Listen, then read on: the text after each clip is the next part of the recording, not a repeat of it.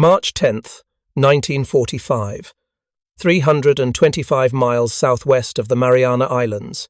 First Lieutenant Lawrence Stewart monitored his fuel gauges aboard a B-29 Superfortress as it climbed through 12,000 feet. In the front bomb bay, a droppable fuel tank held an additional 640 gallons. If you're enjoying this deep dive into the story, hit the subscribe button and let us know in the comments from where in the world you are watching from today. In the aft bomb bay, 2 tons of general-purpose bombs. The mission, Tokyo. The distance, 1,500 miles each way. The margin for error, 30 minutes of fuel. Stewart knew the mathematics. Each of the 4 Wright R-three 350 engines consumed fuel at a rate that left almost no reserve. A single failed engine meant increased drag. Increased drag meant higher fuel consumption by the remaining 3 engines. Higher fuel consumption meant a choice between reaching the Marianas or ending up in the Pacific Ocean. The crew had been briefed on ditching procedures. They would use them. Between November 1944 and August 1945, over 25,000 individual B-29 sorties were flown against Japan from bases in the Mariana Islands. The round-trip distance from Tinian to Tokyo measured 3,000 miles, from Saipan to Nagoya, 2,800 miles. These weren't milk runs to nearby targets. These were transoceanic voyages in heavily loaded bombers, flown over water, where a mechanical failure meant certain ditching, probable rescue if you were lucky, and possible death if you weren't. The B-29 Superfortress entered service in 1943 as the most technologically advanced bomber ever built. Pressurized crew compartments, remote-controlled gun turrets, sophisticated bombing radar, 4 18-cylinder radial engines producing 2,200 horsepower each. Maximum internal fuel capacity, 9,363 gallons. Maximum range with a 5,000-pound bomb load, 3,250 miles at 25,000 feet. The Marianas to Tokyo and back, 3,000 miles. The margin was razor-thin. The fuel calculation was brutal. A typical mission to Japan consumed 6,400 gallons of gasoline. The long climb to altitude consumed prodigious quantities of fuel. High-altitude operations required trading bomb weight for fuel weight. According to post-war analysis, a B-29 at high altitude could carry only 35% of the bomb load possible at lower altitudes. Every pound of bombs meant 1 less pound of fuel. Every additional mile to the target meant fuel that couldn't be carried as weapons. The logistics were staggering. By June 1945, over 100 cargo ships were required just to supply the fuel, bombs, and spare parts needed to maintain B-29 operations from the Marianas. Each aircraft required 13 tons of aluminum, half a ton of copper, 600,000 rivets, 9.5 miles of wiring, and 2 miles of tubing. Each B-29 cost over $500,000, 5 times the cost of a British Lancaster. Beyond the aircraft itself, each bomber required 74 ground crew and support personnel. The American military had captured Saipan, Tinian, and Guam between June and August 1944. These islands, approximately 1,500 miles from Tokyo, were just barely within B-29 range. Construction of massive airfields began immediately. Isley Field on Saipan, North Field on Tinian, Harmon Field and Northwest Field on Guam. The Navy's Seabees worked around the clock, extending runways to accommodate the massive bombers. Each runway needed to be at least 8,000 feet long to handle a fully loaded B-29 takeoff. The first B-29 arrived on Saipan on October 12, 1944, piloted by Brigadier General Haywood Hansell. The first combat mission from the Marianas launched on November 24, 1944. The target, Tokyo. 88 B-29s took off. Only 24 bombed the primary target. The rest attacked alternate targets or returned early due to mechanical failures. 1 bomber was lost, but the real problem wasn't enemy action, it was fuel. The distance from Tinian to Tokyo measured approximately 1,500 miles. A B-29 cruised at 220 miles per hour at 20,000 feet. That meant 7 hours to the target, 7 hours back, 14 hours total flight time, not counting time over the target or deviations for weather. The B-29's maximum fuel capacity of 9,363 gallons, at an average consumption rate during combat operations, gave crews roughly 16 hours of flight time under ideal conditions. The margin, 2 hours, 120 minutes between completing the mission and running dry, but conditions were never ideal. Weather fronts between the Marianas and Japan broke, up formations and caused navigation problems. Headwinds increased fuel consumption. Engine failures, common in early B-29 operations, forced crews to increase power on the remaining engines, burning fuel faster. Combat damage to fuel tanks meant losing hundreds of gallons. A single bullet hole in a tank could drain fuel faster than it could be transferred to undamaged tanks. Then there was the jet stream. On November 24, 1944, over 100 B-29s loaded with 300 tons of explosives took off from Saipan headed for Tokyo. The primary target, the Nakajima Musashino Aircraft Engine Factory. Flying at altitudes above 27,000 feet, the bombers encountered winds exceeding 250 miles per hour. The jet stream, unknown to American meteorologists before these missions, made accurate bombing impossible. Bombs released from 27,000 feet in 250-mile-per-hour winds missed targets by miles. Most bombs fell harmlessly into Tokyo Bay or residential areas far from the intended factory. But for the crews, the real nightmare was the return flight. Fighting against those same jet stream winds on the way home meant burning fuel at rates that exceeded all pre-flight calculations. Aircraft commanders watched fuel gauges dropping faster than their navigation plots indicated they should. Flight engineers recalculated fuel consumption rates and distances to base. The mathematics were simple and terrifying. At current consumption rates, fuel would run out before reaching the Marianas. This was when crews made the calculation: maintain current altitude and speed, run out of fuel, and ditch in the ocean hoping for rescue. Or reduce altitude, where winds were weaker but fuel consumption was higher, gambling that the trade-off would get them home. Many chose to descend. Some made it. Others ran out of fuel anyway and ditched closer to base, where rescue was more likely. The first ditching from a Marianas-based B-29 occurred within weeks of operations beginning. The mathematics of fuel, distance, and engine reliability made ditching not a possibility but an inevitability. Crews were briefed on ditching procedures during every mission briefing. The procedures were specific: notify air-sea rescue of your position, reduce altitude to 2,000 feet, circle any nearby ships or submarines assigned as lifeguards, jettison bomb bay fuel tanks, close bomb bay doors, prepare life rafts, assume ditching positions, and execute a controlled water landing at the lowest possible speed with full flaps. Ditching a B-29 was extraordinarily dangerous. The massive bomber, even when slowed to stalling speed of 90 to 100 miles per hour, hit the water with tremendous force. The bomb bay doors, even when closed and reinforced, often collapsed on impact. Water rushed into the forward pressurized compartment through the front door, flooding the aircraft within seconds. The tail section frequently sheared off, sinking immediately and trapping any crew members still inside. Survival depended on speed of escape and the availability of rescue forces. The Pacific War demanded an elaborate rescue infrastructure. The Air Sea Rescue Agency, established in 1943, coordinated rescue operations across theaters. The agency standardized rescue procedures, emergency equipment, and communication protocols between the Army Air Forces, Navy, and Coast Guard. Emergency rescue squadrons equipped with PBY-5, a Catalina flying boats, Stinson L-5 liaison aircraft, and Beechcraft AT-7 utility planes deployed throughout the Pacific to support bomber operations. But the most remarkable rescue asset was the submarine.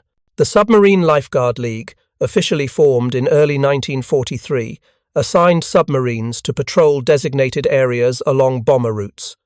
These submarines, positioned at intervals between the Marianas and Japan, provided rescue capability for ditched aircrews.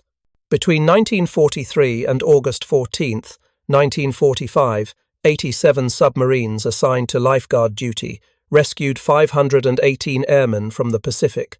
Many rescues occurred within sight of enemy forces and while under fire. The submarines patrolled in 24-mile diameter circles positioned along the bomber routes. Crews knew their locations. If you had to ditch, you aimed for the nearest lifeguard submarine. The sub would surface, launch a rescue boat, and pull survivors from the water. USS Finback rescued Lieutenant George W. Bush, who later became the 41st President of the United States, on September 2, 1944. The rescue occurred while Finback was under orders to remain submerged due to nearby enemy patrol boats.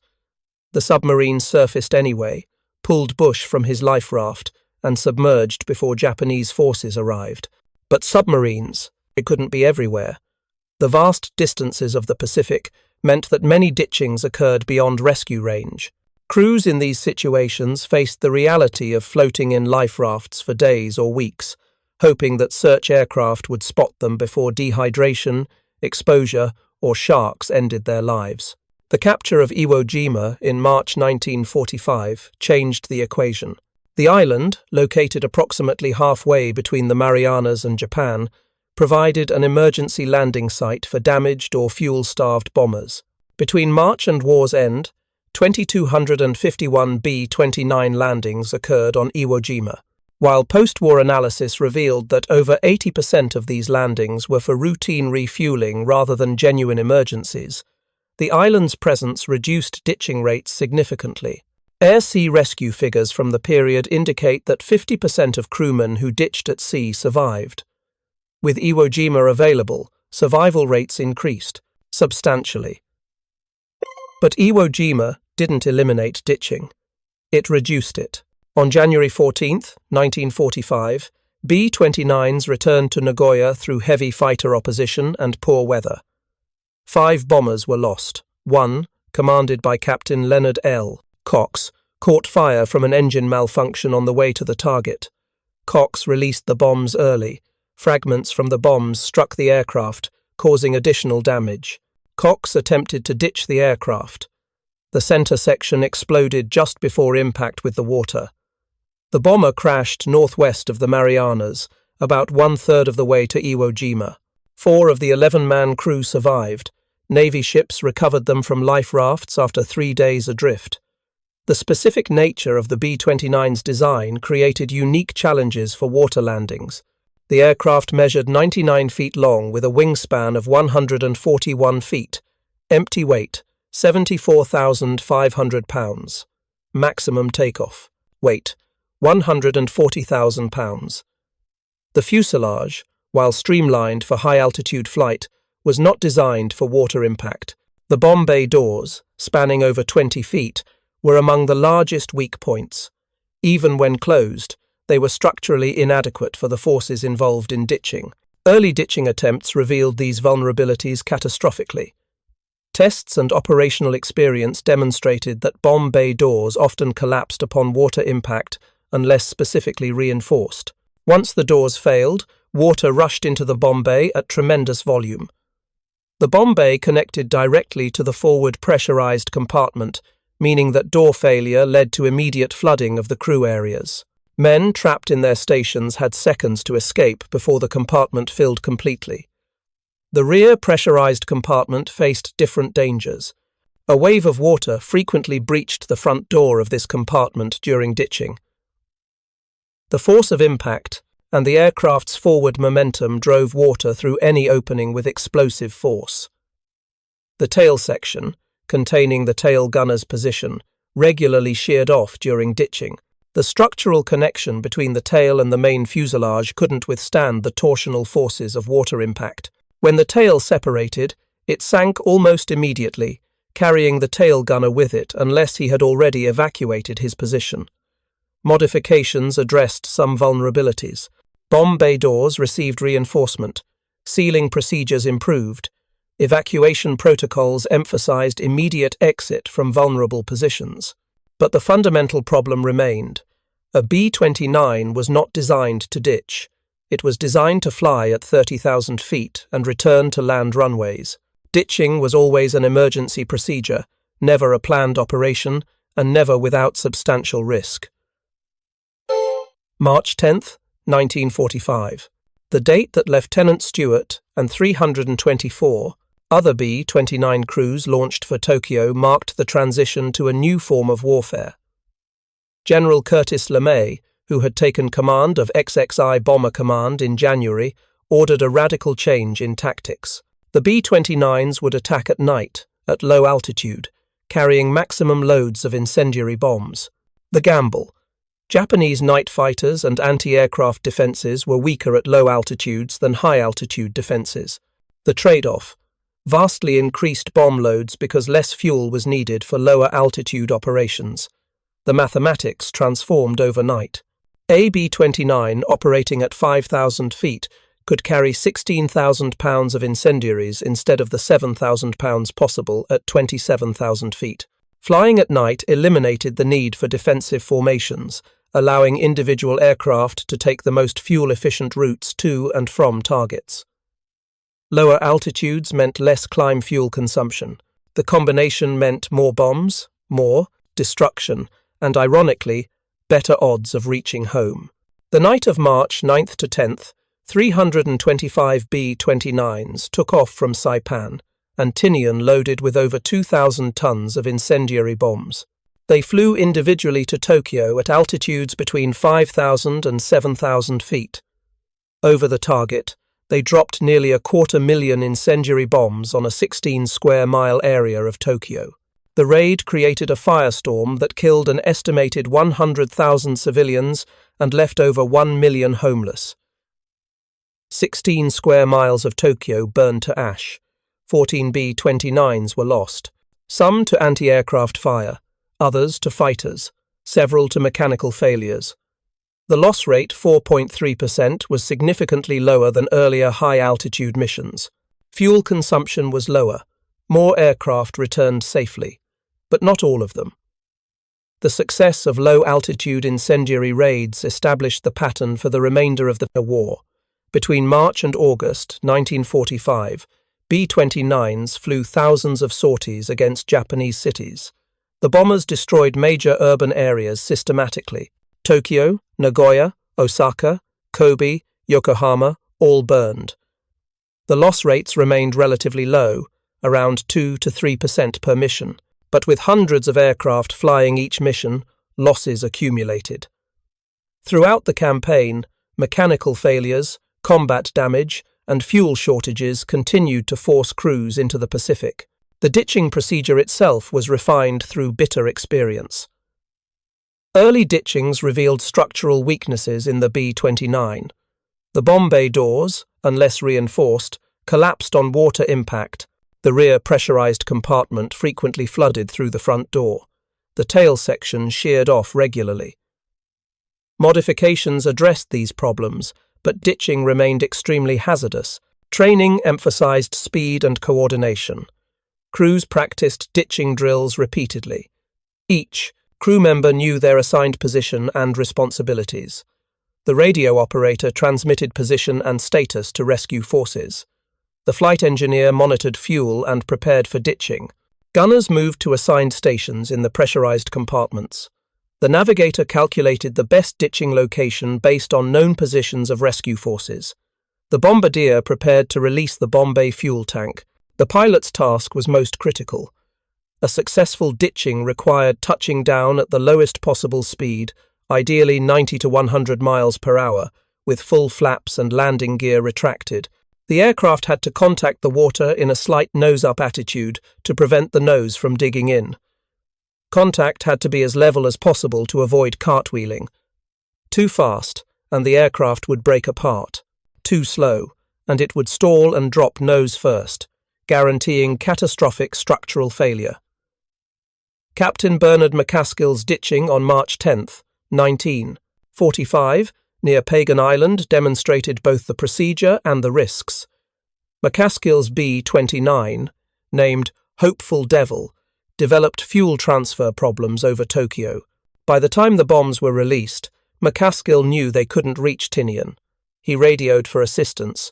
USS Bering Strait, a seaplane tender on lifeguard duty approximately 20 miles north of Pagan Island, responded. If you find this story engaging, please take a moment to subscribe and enable notifications. It helps us continue producing in-depth content like this. The ship vectored the bomber to its position. McCaskill circled the ship while burning off excess fuel to reduce weight and fire risk. At 12:38 p.m., he began his ditching approach. He brought the bomber down at 90 knots with full flaps. The B-29 touched the water smoothly and slid forward several hundred yards before one wing hit a swell. The aircraft rotated nearly 180 degrees, breaking off the tail section and damaging the nose. Water rushed into the fuselage. McCaskill described the impact. "I was pushing down on the rudder pedals for the live landing, and that and handling the wheel made my body pretty stiff for the impact. That's why my back got broken. I couldn't stand up afterwards, and I looked up, and the co-pilot was already getting out. The water started rushing in about then. It washed me back to my seat." McCaskill pulled himself out through the window despite his broken back. Outside, he counted heads. All crew members had escaped. 2 gunners at the tail couldn't swim and were struggling. The Bering Strait launched its whaleboat immediately. Within minutes, all crew members were aboard the rescue vessel. McCaskill and another crew member, Corporal Binger, who had sustained a severely gashed jaw, received Purple Hearts for injuries sustained during the ditching. The aircraft sank within 4 minutes of impact. This ditching succeeded because of 3 factors: proximity to rescue forces, daylight conditions, allowing visual approach, and a pilot experienced enough to execute the landing correctly. Many ditchings lacked one or more of these advantages. Night ditchings were particularly deadly. Without visual reference to the water surface, pilots couldn't judge height accurately. Aircraft frequently hit the water at angles and speeds that guaranteed structural failure. Survival rates from night ditchings were significantly lower than daylight ditchings. Ditchings far from rescue forces meant extended survival periods in life rafts. The B-29 carried 2 large life rafts designed to hold the 11-man crew. Each raft contained emergency supplies: water, food rations, fishing equipment, flares, first aid supplies, and a Gibson Girl emergency radio transmitter. The Gibson Girl was a hand-cranked radio that transmitted distress signals on emergency frequencies. The device required continuous cranking to generate power, an exhausting task for men already weakened by exposure and injury. Survivors in rafts faced exposure, dehydration, and the constant threat of sharks. The Pacific's vastness meant that even with good emergency radio transmission, rescue could take days. Search aircraft had to cover enormous areas. Surface vessels took time to reach reported positions. Submarines could rescue only those who ditched near their patrol areas. Many crews floated for 3, 4, or 5 days before rescue. Some were never found. The fuel calculation haunted every mission. Pre-flight briefings included detailed fuel planning. Flight engineers calculated consumption rates based on expected altitude, speed, and engine performance. They factored in winds based on weather forecasts. They calculated fuel required for the route to the target, time over the target, and return to base. They added reserves for contingencies. But reality rarely matched calculations. Winds changed. Engines developed problems. Combat damage occurred. Navigation errors added miles. Each deviation from the plan consumed fuel not in the calculations. Flight engineers monitored fuel gauges constantly during missions. They recorded fuel quantity every 30 minutes. They compared actual consumption to planned consumption. When actual exceeded planned, they recalculated range and advised the aircraft commander. Sometimes the advice was simple: we can make it. Other times, we need to find an alternate landing site. And sometimes, we're going in the water. Prepare for ditching. The psychology of fuel management created constant tension.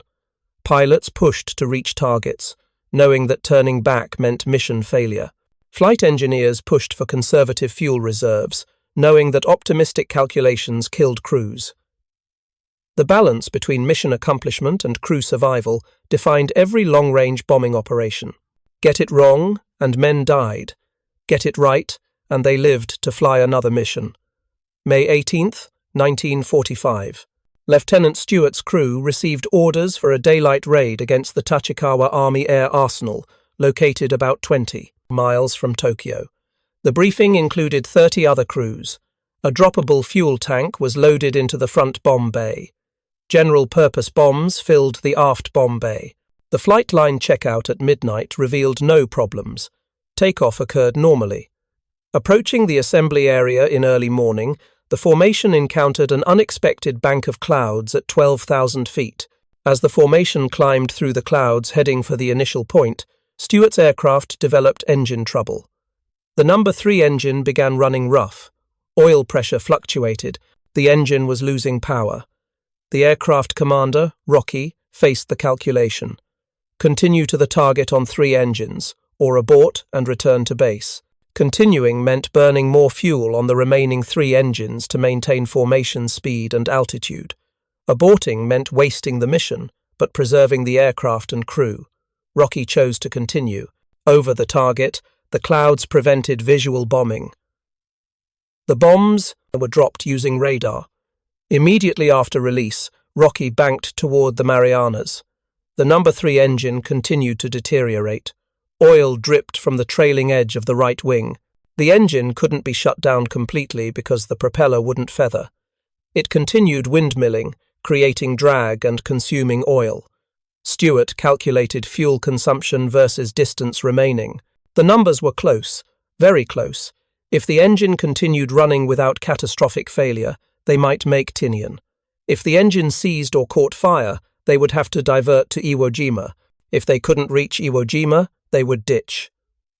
100 to 150 miles from Iwo Jima, the airplane suddenly began shaking violently. The descent rate increased rapidly. The No. 3 engine fire warning light flashed on. The engine compartment was burning. Rocky ordered preparation for ditching. The crew moved to ditching positions. Stewart monitored the fire while preparing to shut down the engine completely. Rocky considered ordering the crew to bail out, but that would scatter them across miles of ocean with little chance of group rescue. Ditching kept everyone together. Then the fire warning light went out. The shaking decreased. The descent rate slowed. Rocky made a decision. They would try for Iwo Jima rather than ditch. The rate of descent was decreasing. If they could halt the descent completely, Iwo Jima was reachable. Stewart watched his altimeter. The descent rate continued to decrease. At their current altitude and with their current fuel, Iwo Jima was possible. Rocky maintained course. The crew remained at their stations, ready to ditch if the situation deteriorated. They reached Iwo Jima. Rocky brought the damaged bomber in on 3 engines. The landing was rough but successful. The crew was safe. The aircraft could be repaired. Later that day, Rocky was summoned to group headquarters. Word of the intended ditching had reached the base. Air-Sea Rescue Forces had been notified. When Rocky didn't ditch as reported, confusion resulted. Rocky explained the situation. The descent had stabilized. Iwo Jima became reachable. He made the decision to continue rather than ditch. The explanation was accepted. But the incident revealed how close every mission flew to disaster. A few more miles from Iwo Jima, and ditching would have been mandatory. A slightly higher descent rate, and they wouldn't have reached the island. The margin between survival and ditching, between life and death, measured in minutes of fuel and hundreds of feet of altitude. This was the reality of B-29 operations from the Marianas. Every crew understood that mechanical failure, combat damage, or fuel exhaustion could force them into the Pacific at any moment. Training emphasized ditching procedures not because crews were expected to ditch deliberately, but because ditching was an ever-present possibility that required preparation. The statistics tell the story. Between November 1944 and August 1945, XXI Bomber Command lost 371 B-29s. Not all were ditched. Many were lost to enemy action over the target. Others crashed on takeoff or landing. Some were so badly damaged they couldn't reach the Marianas and ditched far from rescue forces.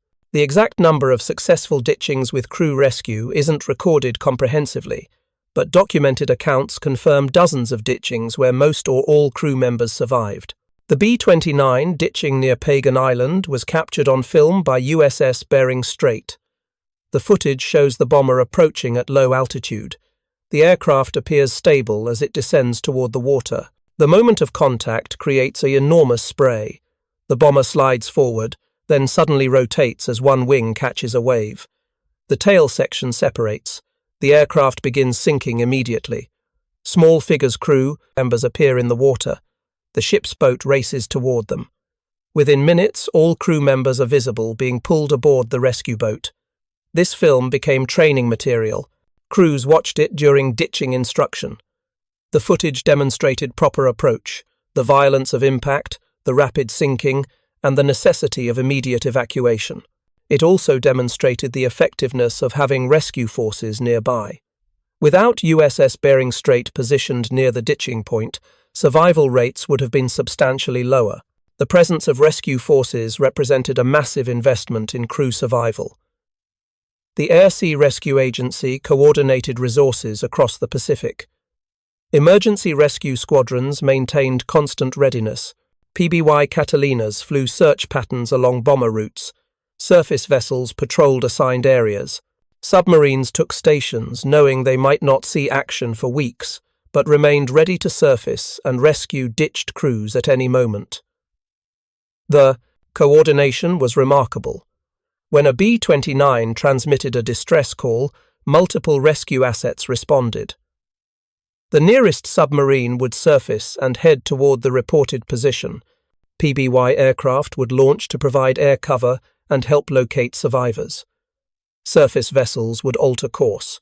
The system worked because of comprehensive communication networks and standardized procedures developed through the Air Sea Rescue Agency. Training for rescue operations was extensive. PBY crews practiced water landings in rough seas. Submarine crews drilled rescue procedures. Surface vessel crews trained in launching boats in various conditions.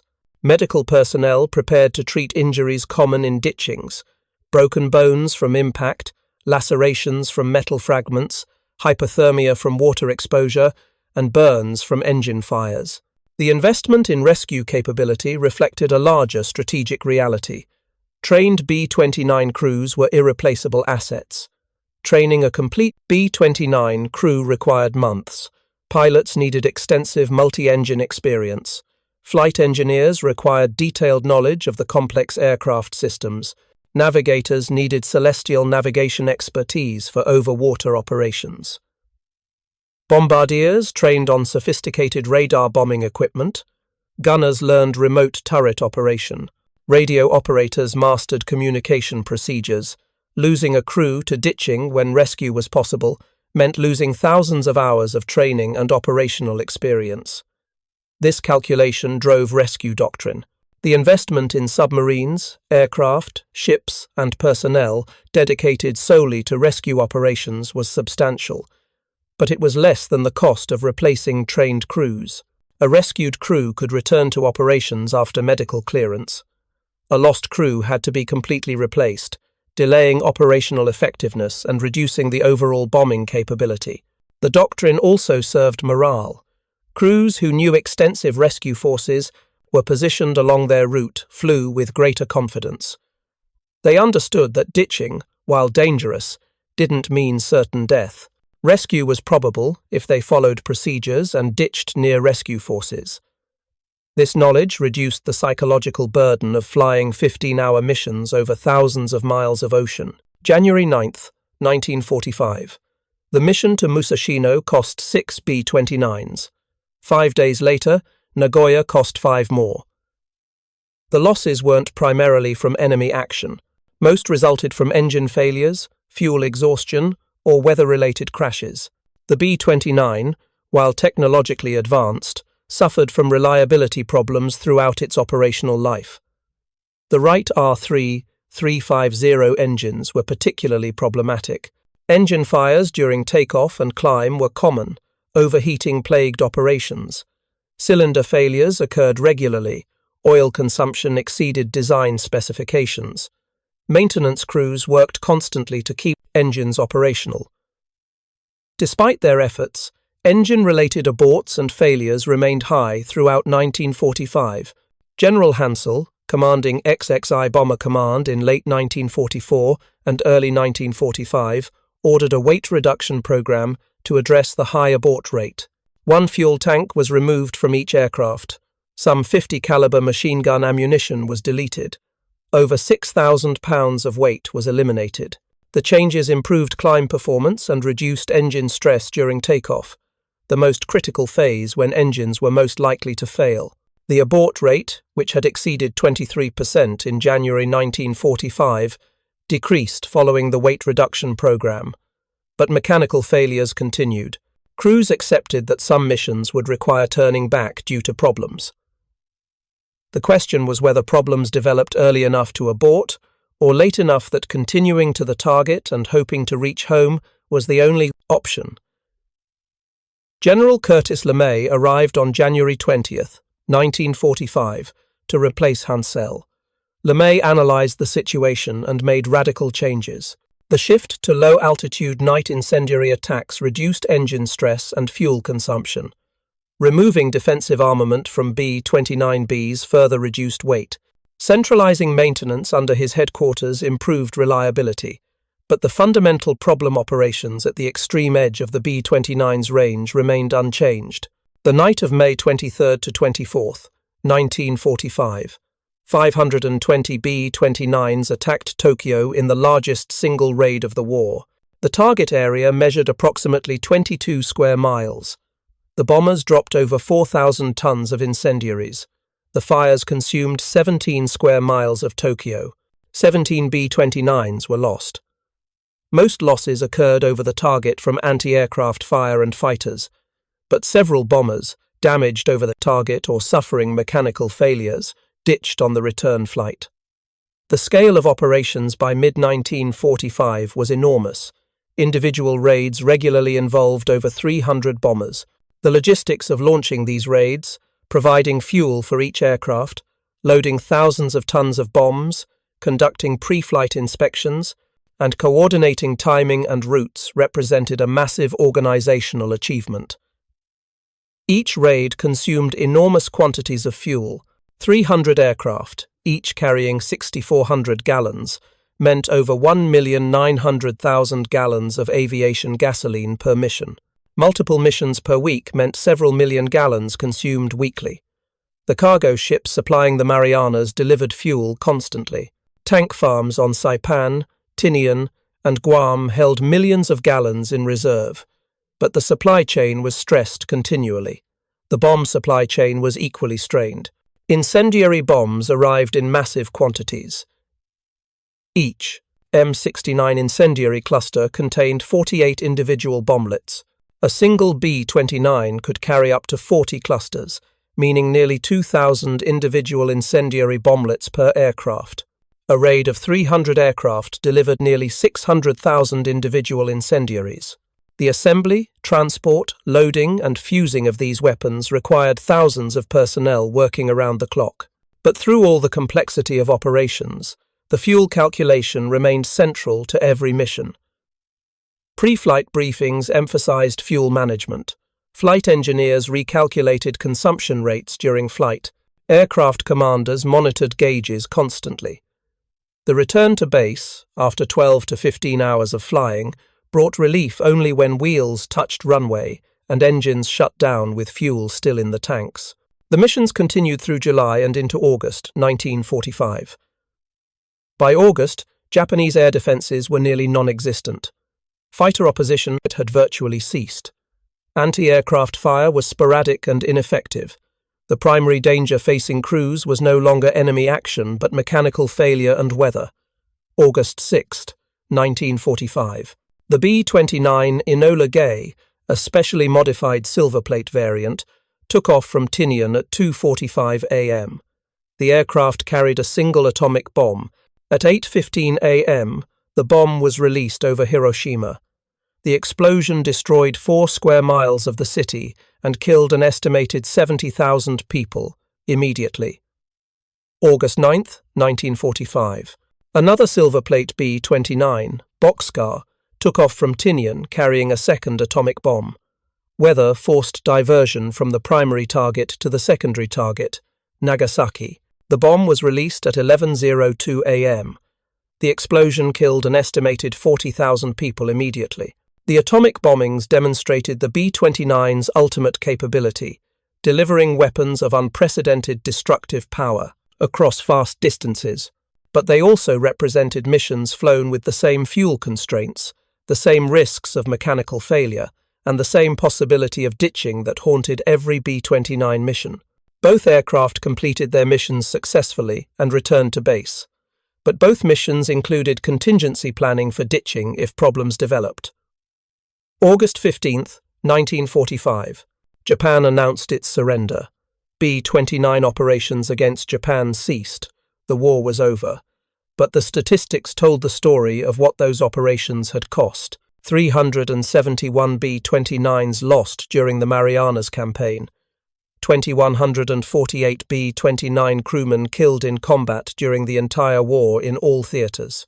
These numbers included crews lost to ditching when rescue was not possible, crews killed when ditchings failed catastrophically, and crews who disappeared without trace over the Pacific. The B-29 campaign from the date PAL. Marianas proved that strategic bombing could be conducted across oceanic distances at the extreme limit of aircraft range. But it also proved that such operations required enormous support infrastructure, extensive rescue capability, and acceptance of significant losses from causes other than enemy action. The title question, did B-29 crews fly 3,000 miles to Japan on single tanks then ditch in the ocean on purpose, misunderstands the reality. Crews flew with fuel loads calculated to complete the mission with minimal reserve.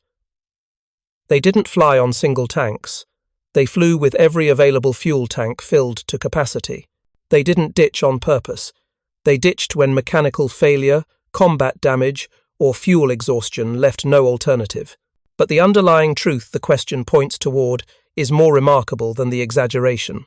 B-29 crews flew missions at the absolute edge of their aircraft's capability, knowing that the margin between success and disaster measured in minutes of fuel and miles of distance. They flew knowing that ditching was a constant possibility, requiring immediate action, and depending on rescue forces that might or might not reach them in time. They flew anyway, mission after mission, until Japan surrendered. The mathematics of fuel, distance, and engine reliability created a situation where ditching was not an aberration but an accepted risk. The extensive rescue infrastructure developed to support B-29 operations reflected military recognition that ditching would occur regularly, and that crew rescue was both operationally necessary and morally required. The bravery wasn't in deliberately ditching. The bravery was in taking off, knowing that ditching might be required, flying the mission anyway, and trusting that training, equipment, and rescue forces would be sufficient if the worst happened. Sometimes they were, sometimes they weren't. But the missions continued until the war ended. The B-29 crewmen who flew from the Marianas demonstrated that technology, training, courage, and logistics could overcome even the vast distances of the Pacific. They also demonstrated the terrible cost of operating at the edge of capability. Every mission was a calculated risk. Every safe return was a minor miracle of planning, execution, and luck. The ocean claimed many B-29s and their crews. The documented ditchings, successful and failed, tell only part of the story. Many aircraft simply disappeared, their fate unknown. Radio contact ceased. The aircraft never arrived at base. Search aircraft found nothing. These disappeared bombers and their crews are remembered in the statistics as missing in action, but their likely fate was ditching beyond rescue range, followed by death from exposure, injury, or drowning. The Pacific kept their secrets. The ocean that claimed them offered no markers, no memorials, no certainty about their final moments. They flew toward Japan, encountered some problem that prevented return and vanished into the vastness between continents. Those who survived ditching and rescue carried the experience for life. The terror of descending toward dark water, the violent impact, the rush of water into the fuselage, the desperate struggle to escape before the aircraft sank, the relief of reaching the life raft, the hours or days floating before rescue. These memories never faded completely. The B-29 campaign from the Marianas stands as one of history's greatest demonstrations of strategic bombing capability, but it also stands as testimony to the human cost of operations conducted at the limit of technology. The crews who flew these missions weren't superhuman.